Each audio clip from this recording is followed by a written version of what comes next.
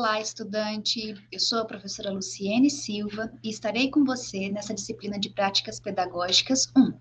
Retomando as nossas discussões, o nosso estudo, nós estaremos nesse módulo 1, Saberes Docentes e Práticas Pedagógicas, discutindo agora, na unidade 2, sobre infância, BNCC e práticas pedagógicas.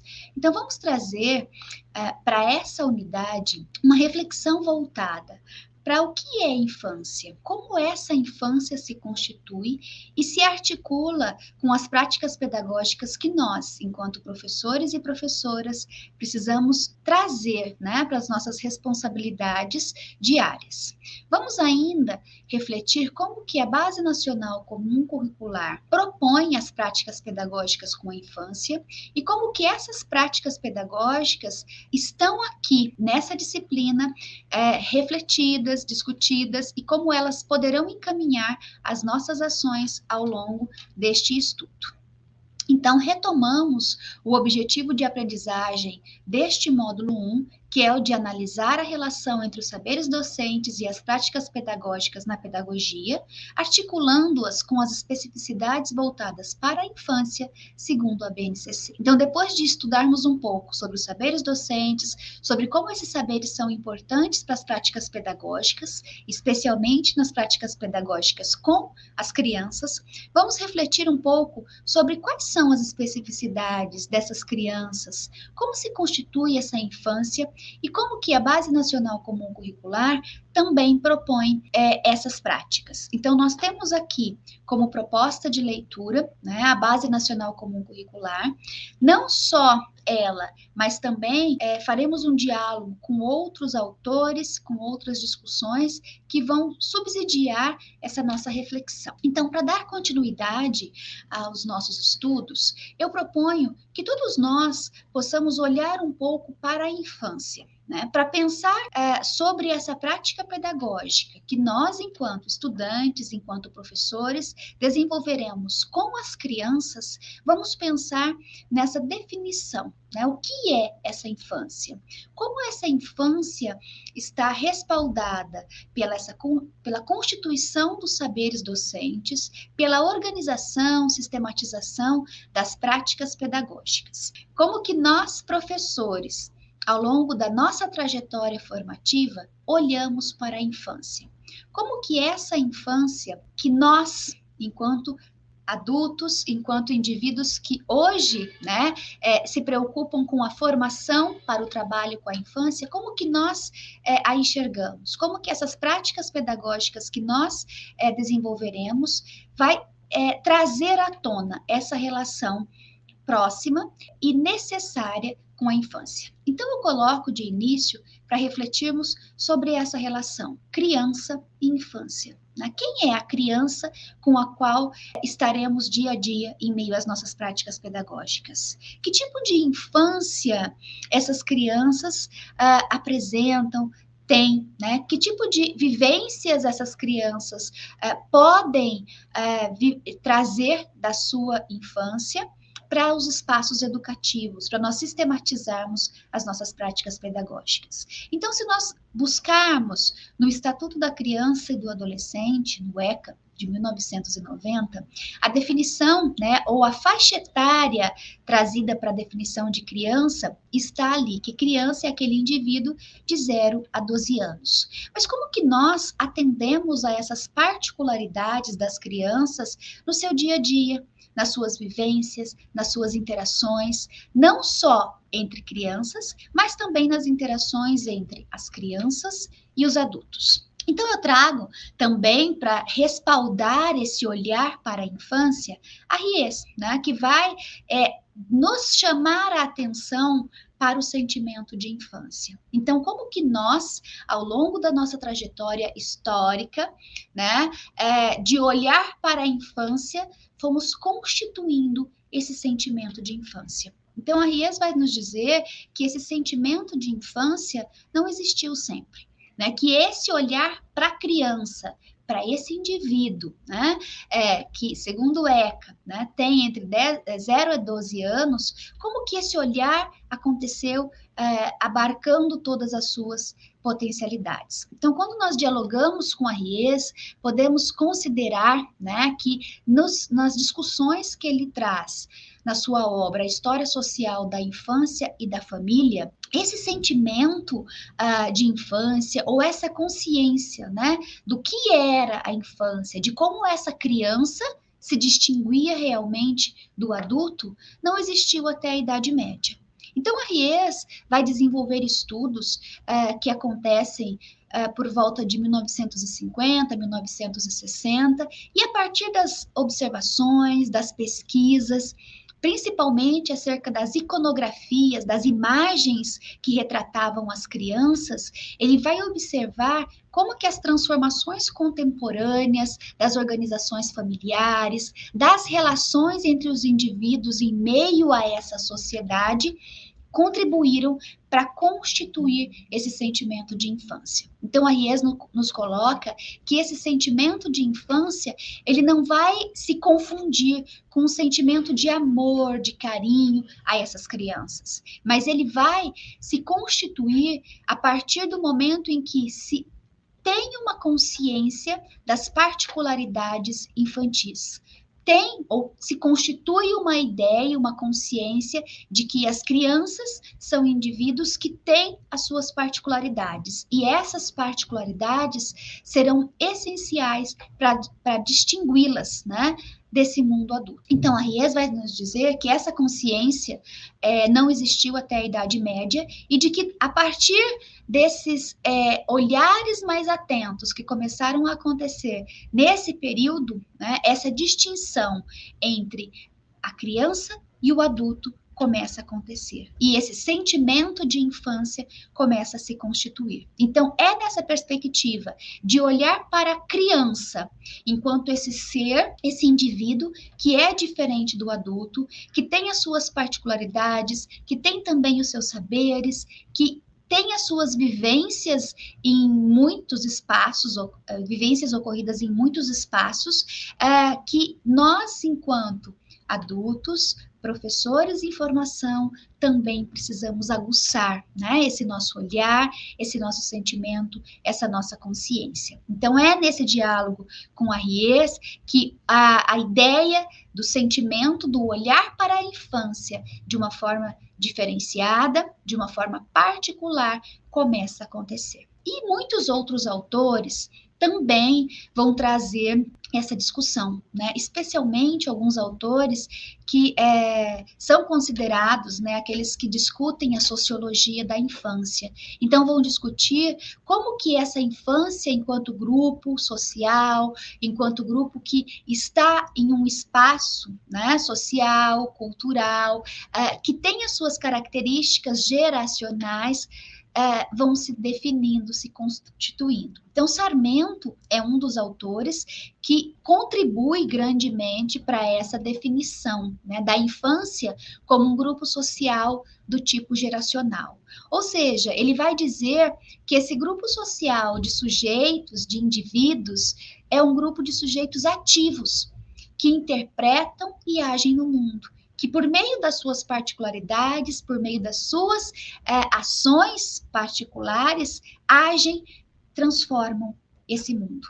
Então, é nessa ação que esses indivíduos ou essas crianças se estruturam e também estabelecem padrões culturais. Ou seja, as crianças produzem essas culturas, produzem esses padrões culturais. E essas culturas infantis vão se constituindo de forma que podem diferenciar, né, que podem aguçar, que propiciam esse olhar para a infância. Então, o Sarmento nos diz que as culturas infantis constituem, com efeito, o mais importante aspecto da diferenciação da infância.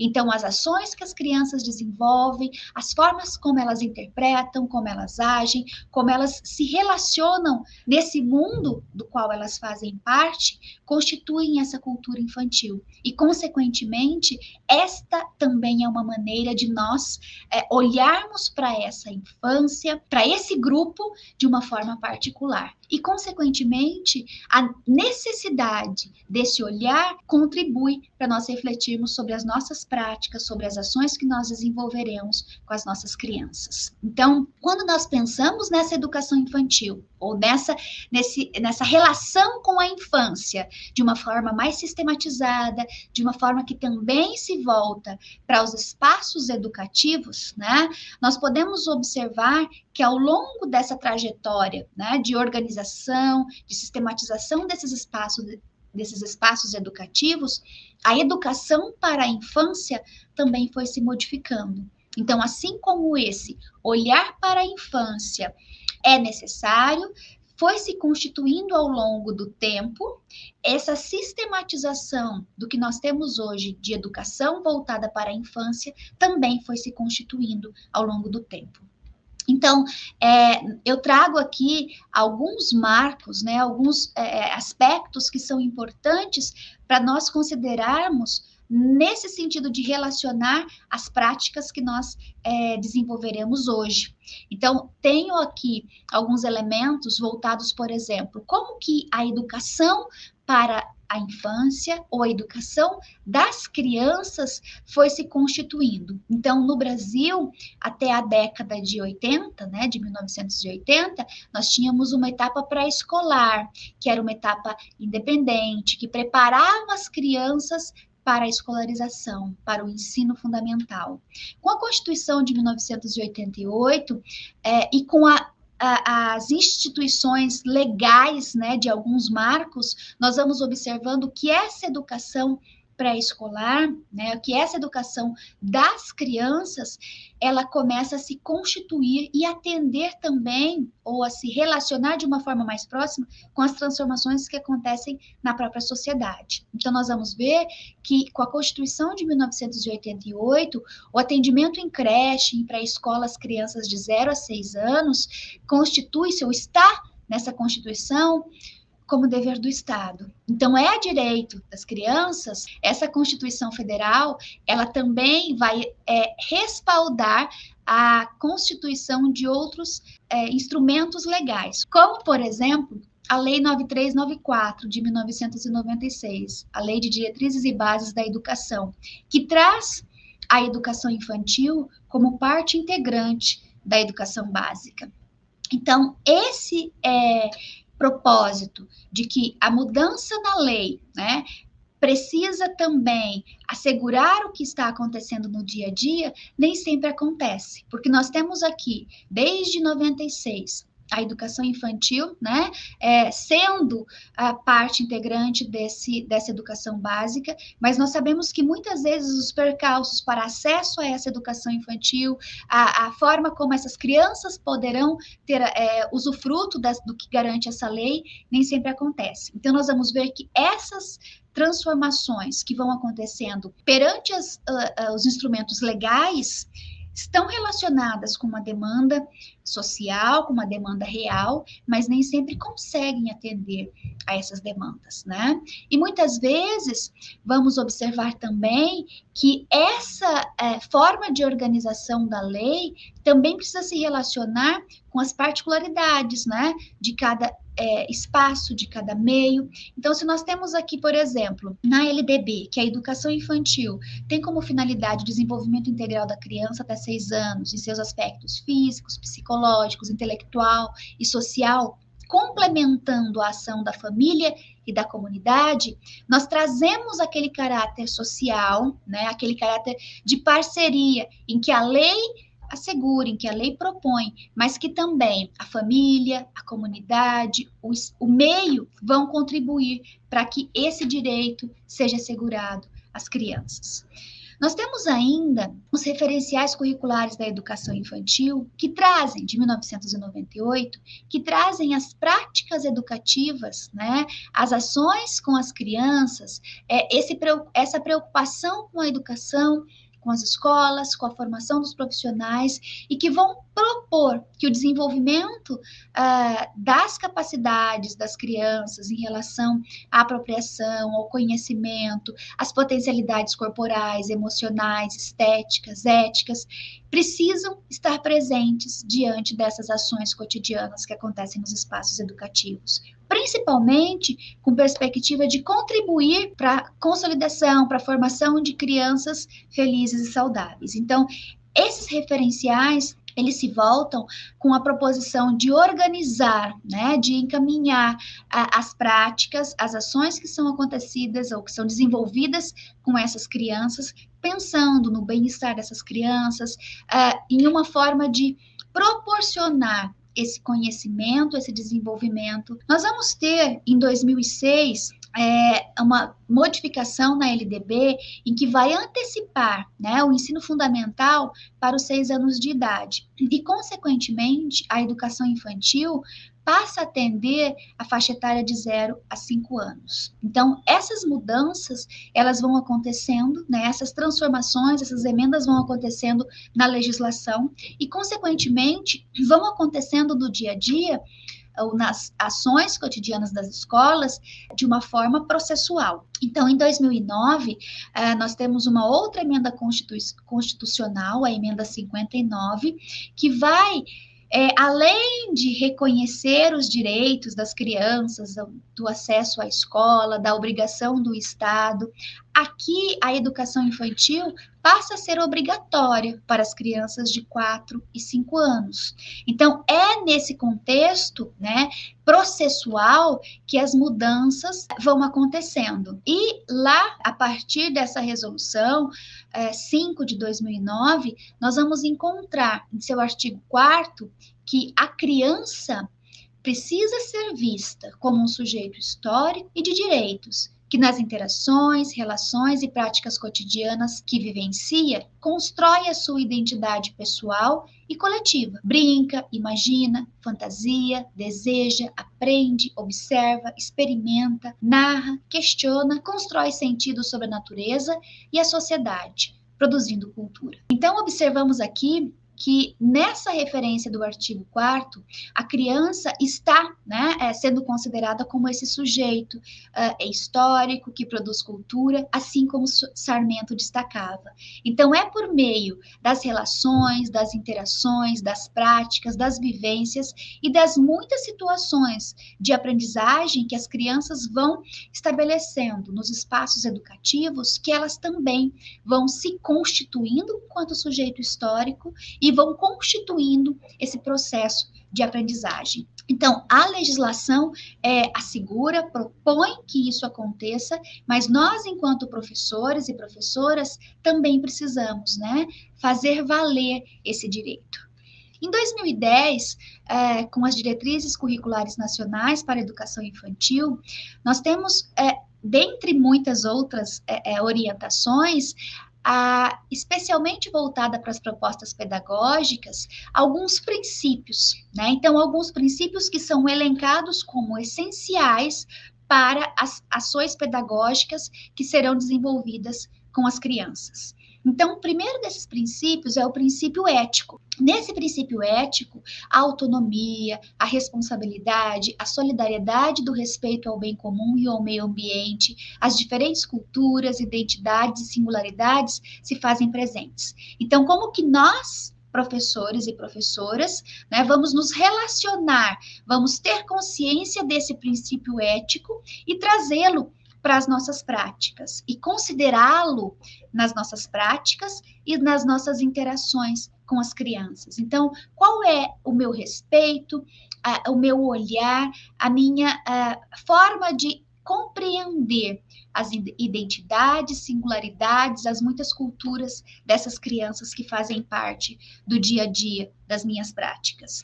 O outro princípio é o princípio político, né? Então, como que eu, enquanto professor, professora, identifico quais são os direitos dessas crianças, como que eu, enquanto indivíduo que me relaciono com ela dia a dia, também apresento a ela esses direitos e como eu permito que elas efetivem esses direitos no dia a dia dos espaços educativos. Então, esse princípio político se refere aos direitos de cidadania, do exercício da criticidade e do respeito à ordem democrática. Como que nós, enquanto professores e professoras, em meio às nossas práticas, né, pedagógicas, em meio às nossas ações cotidianas, trazemos esse princípio político também.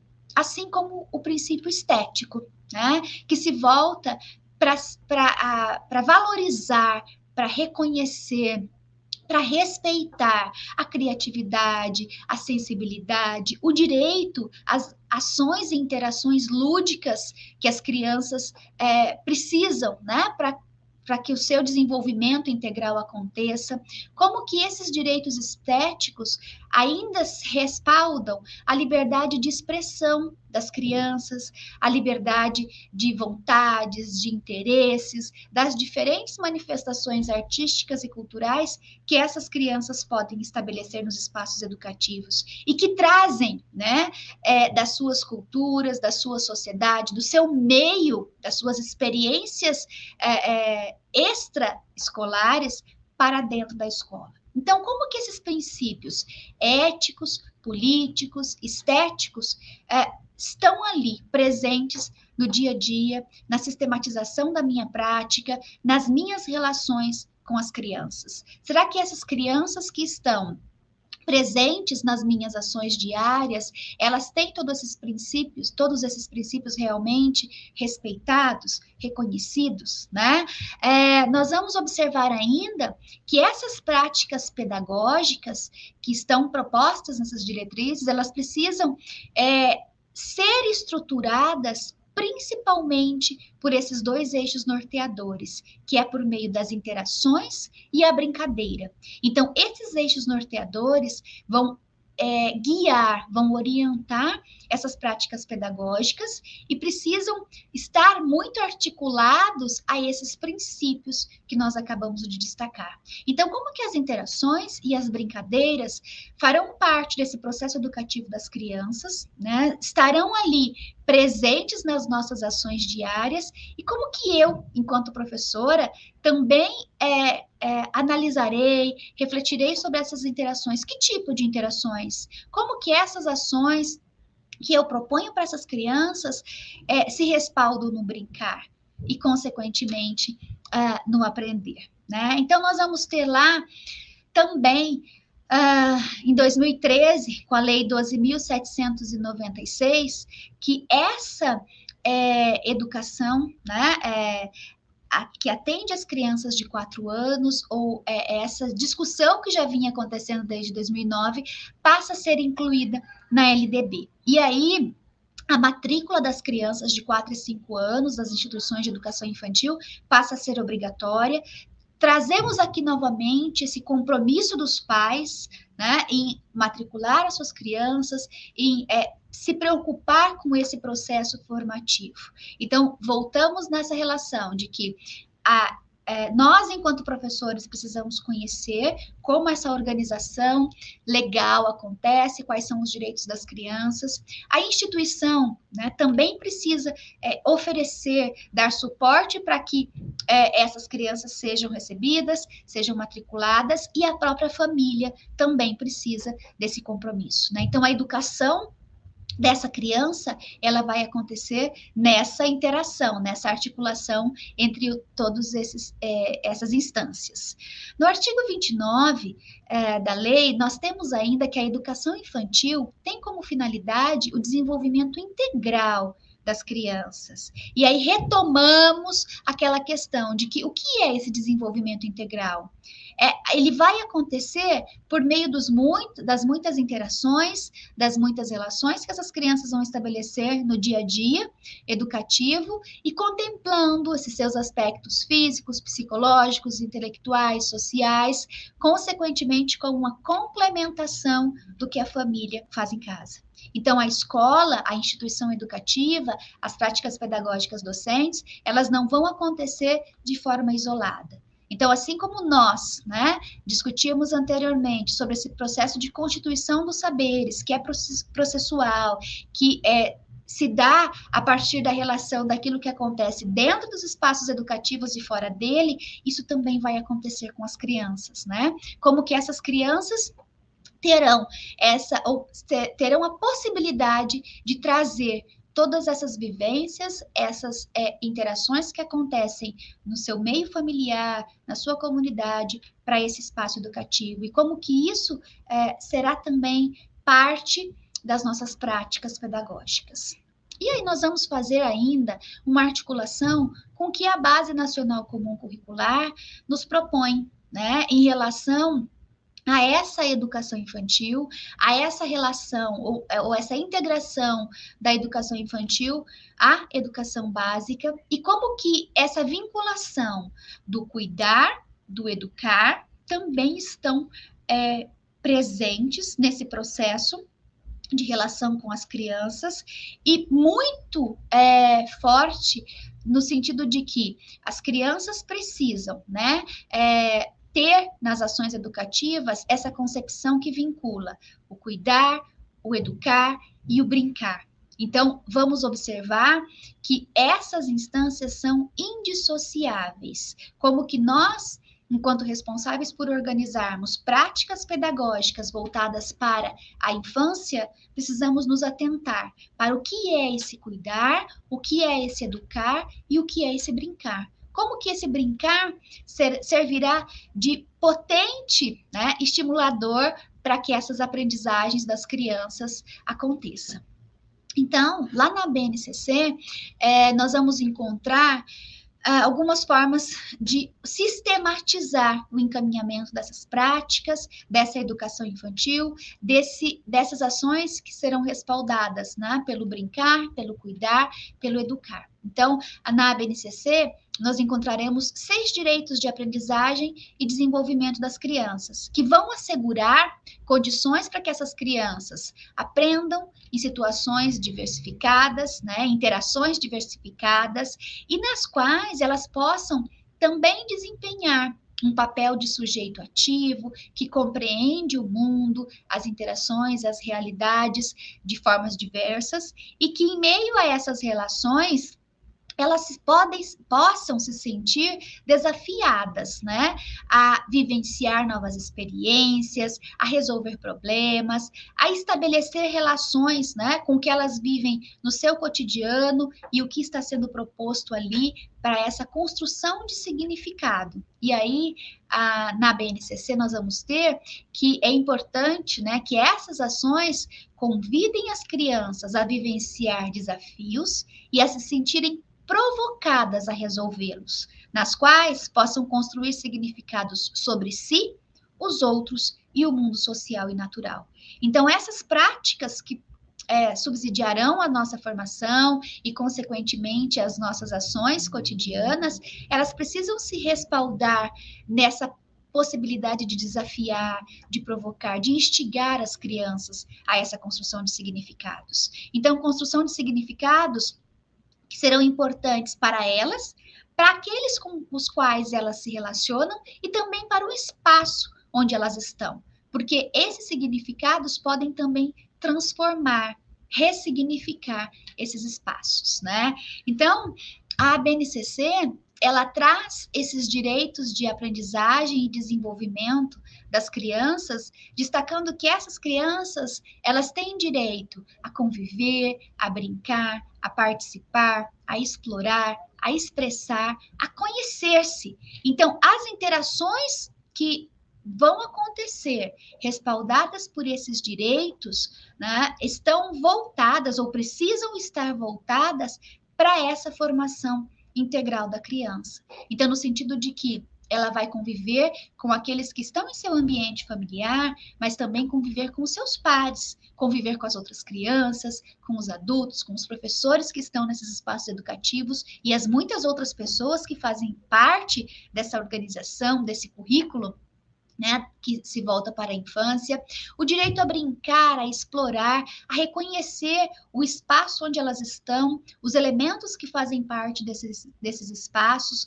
em como esses elementos podem ser importantes para o seu conhecimento, para a sua interação, para a sua participação ativa enquanto indivíduo que está construindo esse conhecimento e que tem formas diversas de se expressar, de interagir, de buscar outros conhecimentos. E, consequentemente, a criança vai se conhecendo, vai se entendendo e se significando enquanto esse ser ativo. Então, esses direitos de aprendizagem que são apresentados pela BNCC, eles buscam ampliar, né, esse universo das experiências, dos conhecimentos e das habilidades das crianças, diversificar e consolidar novas aprendizagens, buscam ainda trazer essa complementação em relação ao que a família ensina, as relações que acontecem nesses espaços fora do ambiente educativo, né? Busca ainda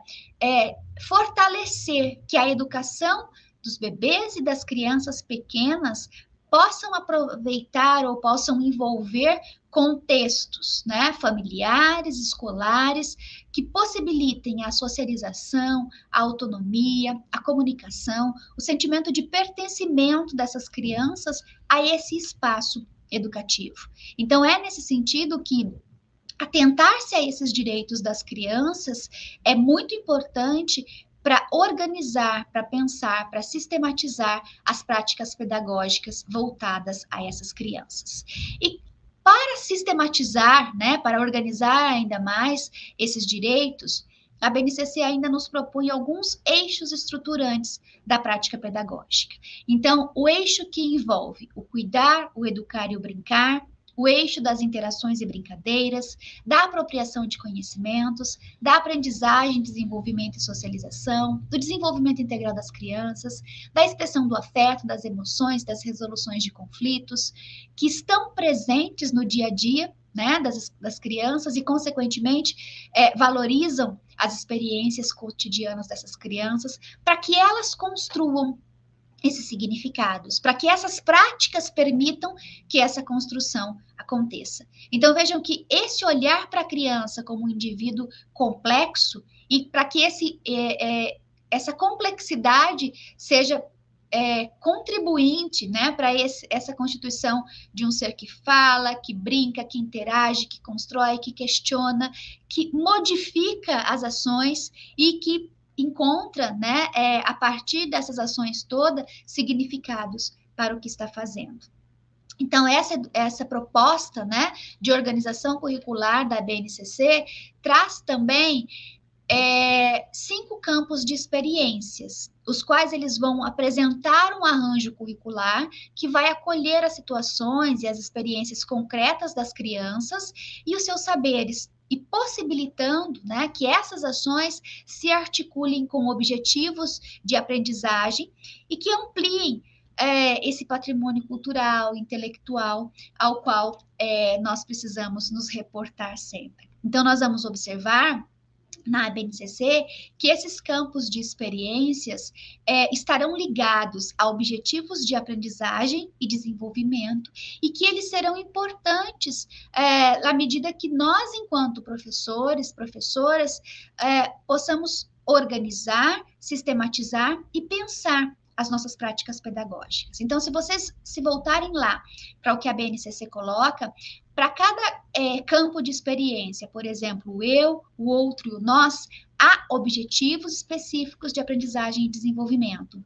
Para o corpo, gestos e movimentos também, e assim por diante. Então, é importante que nós conheçamos, né, o que está sendo proposto, para também pensar em como organizaremos as nossas práticas pedagógicas. Então, essa educação infantil, ou essa forma como a educação infantil está se constituindo, a forma como o brincar, o cuidar e o educar estão aparecendo aqui, né, nessa sistematização ou nessa forma de organizar a educação infantil por meio dos eixos estruturantes, por meio da intenção, né, de conhecer as vivências das crianças e de promover o desenvolvimento nos diversos campos de experiências, também precisam fazer parte desse nosso compromisso diário com a prática pedagógica. Então, para refletirmos, né, como que essa prática pedagógica se consolida ou vai se consolidar em meio aos nossos estudos, como que essa organização da educação infantil está presente, né, nas muitas instituições educativas e como que nós, enquanto professores e professoras, também precisamos nos reconhecer diante desses aspectos. Então, eu sugiro como uma leitura complementar o texto da Dominico, que se refere às práticas pedagógicas na educação infantil, o currículo como instrumento de governo dos pequenos. Então, para nós refletirmos também como que essa sistematização é apresentada aqui, nessa unidade, né, em relação ao olhar para a infância, olhar para a sistematização da educação infantil e olhar para as práticas pedagógicas se fazem necessárias. Então, leiam esse material, estudem, procurem reconhecer como que essa participação significativa das crianças é importante, se faz necessária nessa nossa sistematização, para que possamos também pensar nas nossas práticas pedagógicas nos módulos seguintes. Então, as referências das nossas discussões estão aqui.